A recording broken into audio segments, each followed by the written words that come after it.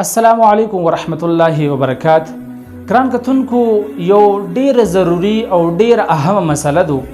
مسله داسې ده چې په یو کور کې یو پلار دی، یو مور دو او درې یا څلور یا دوه یا یو هر څومره چې وي زامن دي. په دغه صورت کې دوی قرباني یو اخلي، نو دغه قرباني به چا دپاره کولی شي؟ زمونږ تاسو په دغه علاقه کې اکثریه چې په کور کې څوک مشر وي دغه قرباني هغه کوي. دا واضح طریقې سره تاسو دغه مسله واورئ. کله چې په کوم مسلمان بالغ باندې عاقل باندې قرباني کول واجب شي، نو دغه قرباني به هم دی کوي، ځکه چې واجب شوی په همده باندې دو. زه به تاسو ته یو مثال ورکم. په یو کور کې چې یو پلار دی، یو مور دی او درې زامن دي، او دغه قرباني په دغه 5 وړو کسانو کې صرف په دغه څلورم زوی باندې واجب شوی دو.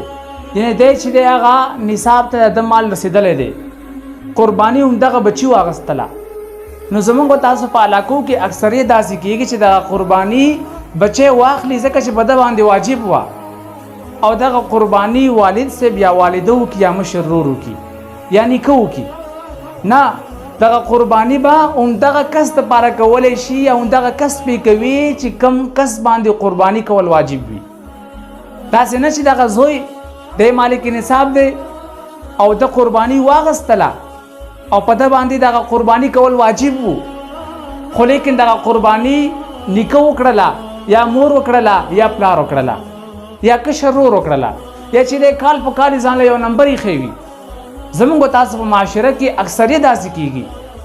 نو ګران کتونکو، چې کله په کوم انسان باندې قرباني کول واجب شي، اگر که هغه زوی وي، اگر چې هغه کشر وي، نو په دغه صورت کې به دغه قرباني هم دغه انسان کوي، هم دغه بچی کوي چې په چا باندې قرباني کول واجب وي.